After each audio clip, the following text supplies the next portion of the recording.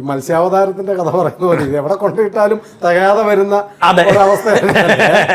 അവസാനം ഇത് ഉൾക്കൊള്ളാൻ പറ്റാതെ മുഴുവൻ പ്രപഞ്ചവും ഉൾക്കൊള്ളേണ്ടി വരുന്ന എന്ന പോലെ ഏതാനും നിമിഷം കൊണ്ട് ദിവസം കൊണ്ട് ഇങ്ങനെ വരും. ഞാൻ അവിടെ കണ്ട മറ്റൊരു പ്രത്യേകത വളരെ അത് പറയാൻ തുടങ്ങുമ്പോൾ തന്നെ എനിക്ക്, അതായത് നമ്മുടെ കേരളത്തിൽ പ്രത്യേകിച്ചുമുള്ള എല്ലാ സമ്പ്രദായങ്ങളുടെയും പൂജകൾ, ആരാധനകൾ, അവരവരുടേതായ ഹോമങ്ങൾ, ഇതൊന്നും സാധാരണ എവിടെയും ഏതെങ്കിലും ഒരു കൂട്ടർ എന്ന് വിചാരിച്ച് നടത്തുന്നിടത്ത് സംഭവ്യമല്ല.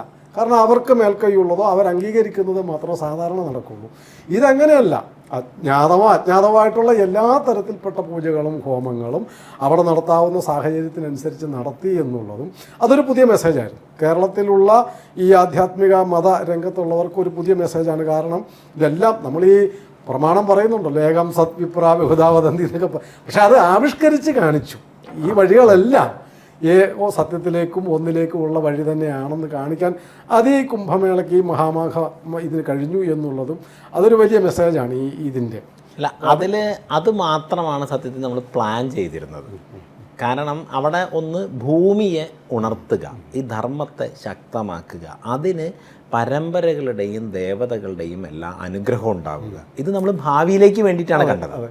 അപ്പോൾ അങ്ങനെ നമ്മളൊരു ഭവ്യമായിട്ടുള്ള സങ്കല്പം, ഇത് ഇന്നത്തേക്കല്ല, ഇന്നിപ്പോൾ അത് നമുക്ക് നടത്താനുള്ള നമുക്ക് ഫ്രീ ആയിട്ട് നടത്താൻ പറ്റും. അതിൻ്റെ എല്ലാ ശ്രദ്ധയോടും കൂടി നമുക്ക് കൊടുക്കാൻ പറ്റും. കാരണം ആളുകൾ ഉണ്ടാവില്ല, മറ്റുള്ള തിരക്കൊന്നും ഉണ്ടാവില്ല. നമുക്കതിൽ ഇതങ്ങനെയൊക്കെയാണ് കേട്ടോ നമ്മുടെ മനസ്സിൽ പോകുന്നത്.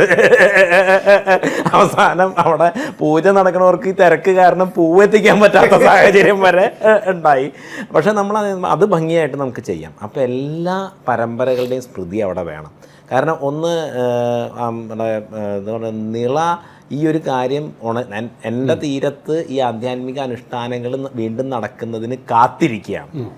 അപ്പം പഴയ കാലത്തെ ആളുകൾ ആരോഗ്യം മോശമായാൽ പോലും നിളയിൽ കുളിക്കണം എന്ന് പറഞ്ഞിരുന്നു എന്ന് അവിടെ ചില ആളുകൾ പിന്നീട് പങ്കുവെക്കുകയുണ്ടായി. അപ്പോൾ ഇങ്ങനെയൊക്കെയുള്ളൊരിതുകൊണ്ട് കേരളത്തിൻ്റെ സംസ്കൃതിയുടെ എല്ലാ പരമ്പരകളുടെയും ഗുരുപരമ്പരകളുടെയും ദേവതകളുടെയും ഒരു സാന്നിധ്യം, അനുഗ്രഹം ഇതിന് ഭാവിയിലേക്കുള്ള ഒരു ഉണർവിന് വേണ്ടി വേണം എന്നുള്ള സങ്കല്പത്തിലാണ് ഈ ഒരു കാര്യം ആലോചിക്കുന്നത്. അത് നമ്മൾ ആലോചിക്കുമ്പോൾ ആരെങ്കിലും വിളിച്ചു എന്തെങ്കിലും പൂജ ചെയ്തു എന്നല്ല, നമ്മളതിനൊരു പദ്ധതി ഉണ്ടാക്കി. അത് അഭിനവ ബാലാനന്ദ ഭൈരവ എന്ന് പറയുന്ന സ്വാമിജിയാണ് അതിനെ മുഴുവൻ സംയോജിപ്പിച്ചത്. അപ്പോൾ അത് ആദ്യം പിതൃയാനം, പിന്നെ ദേവായാനം, പിന്നെ ഋഷിയാനം. അതിൽ സൃഷ്ടിസ്ഥിതി സംഹാര ലയങ്ങളുടെ ക്രമത്തിൽ. അപ്പോൾ അത് നിലവിലുള്ള ഒന്ന് പോരാ, അല്ലെങ്കിൽ അത് ഇപ്പോഴത്തെ ഒരവസ്ഥ നല്ലതല്ല എന്നറിയാവുന്നത് കൊണ്ട് നിലവിലുള്ളതിനെ സംഹരിച്ച് അതിനെ ലയിപ്പിച്ച് പ്രകൃതിയിൽ ലയിപ്പിച്ച് പുതിയ ഒന്നിനെ സൃഷ്ടിച്ച്, ആ സൃഷ്ടി കുട്ടിയെ അങ്ങനെ ഇത്രയും അരാജകത്വത്തിലേക്ക് ഇട്ടിട്ട് പോരാൻ പറ്റില്ല. അതിന് ബലം കൊടുത്ത് സ്ഥിതിയിലെത്തിച്ച് ഋഷീശ്വരന്മാരുടെ അനുഗ്രഹത്തോട് കൂടിയിട്ട് അവസാനിപ്പിക്കുന്ന ഒരു ഒറ്റ പദ്ധതിയാണ് നമ്മൾ തയ്യാറാക്കിയത്. ആ പദ്ധതിയിൽ ഇപ്പോൾ സ്ഥിതിയിലെ സ്ഥിതി ഒരു പാരമ്പര്യം അനുസരിച്ചിട്ടുള്ള ഒരാൾ അയാളുടെ നിഷ്ഠയോട് കൂടിയിട്ടുള്ള ചെയ്ത് സ്ഥിതിയുടെ സംഹാരത്തിൽ ചെയ്യുന്ന ആചാര്യന് കൈമാറുകയാണ്. ഇങ്ങനെയാണ് നമ്മളതിനെ മുഴുവൻ ചിട്ടപ്പെടുത്തിയത്. അത് തിരുവനന്തപുരത്തെ കാണി പാരമ്പര്യം തൊട്ട് വടക്കേ അറ്റത്തെ മലയ പാരമ്പര്യം വരെയുള്ള എല്ലാ ആചാര്യന്മാരും അവരവരുടെ നിഷ്ഠയനുസരിച്ച് വന്ന്, അപ്പോൾ അത് നമ്മൾ ആ ഇതിൽ ഉണ്ടോ എന്നുള്ളത് മാത്രമാണ്. അങ്ങനെ പല പരമ്പരകളെ യോജിപ്പിക്കുമ്പോൾ ആ രീതിയിൽ ആ ഒരു ദേവത അവർക്കുണ്ടോ, ആ ഒരു സമ്പ്രദായം ഉണ്ടോ. അപ്പോൾ അതിൽ ചില പൂജകൾ, ഇപ്പോൾ ഒന്ന് പിതൃയാനത്തിൽ കാലചക്ര ബലി. ഈ കാലചക്ര ബലി അദ്ദേഹം അച്ചാച്ചൻ പഠിപ്പിച്ചിട്ടേ ഉള്ളൂ, അച്ചാച്ചനും ചെയ്തിട്ടില്ല.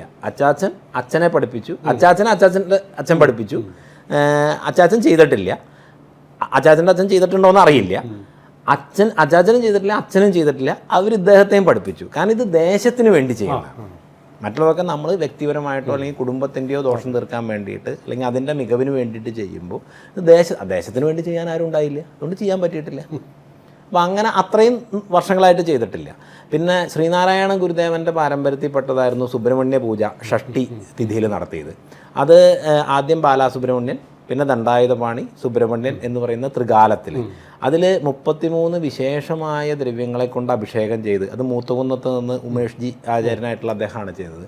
അപ്പോൾ അദ്ദേഹം അതും ഇതുപോലെ, അതായത് പറവൂർ ശ്രീധരതന്ത്രികളുടെയൊക്കെ ആ ഒരു കാലമാണ് ഇവരുടെ തൊട്ട് മുമ്പത്തെ ഗുരുപരമ്പര. അവർ ചെയ്തിട്ടില്ല, അതിനു മുമ്പത്തെ ഗുരുപരമ്പരയും ചെയ്തിട്ടില്ല. അത് പഠിപ്പിച്ചിട്ടുണ്ട്, രേഖപ്പെടുത്തിയിട്ടുണ്ട് എന്നുള്ളത് മാത്രമേ ഉള്ളൂ. ഈ അഭിഷേകം ചെയ്യുന്നതിലെ ഓരോ ദ്രവ്യങ്ങളും അത്രയും അപൂർവമാണ്. ഒന്ന് നവപാഷാണക്കൂട്ടിലൊന്നാണ്. അത് വനത്തിൽ നിന്ന് ശേഖരിക്കേണ്ടത് മകരസംക്രമം കഴിഞ്ഞിട്ടുള്ള സമയത്താണ്. ഇത് കുറച്ച് ദിവസങ്ങളേ ഉള്ളൂ. പക്ഷെ അതൊക്കെ വന്നു ചേരുകയാണ്, അതൊക്കെ ഭംഗിയായി നടക്കുകയാണ്.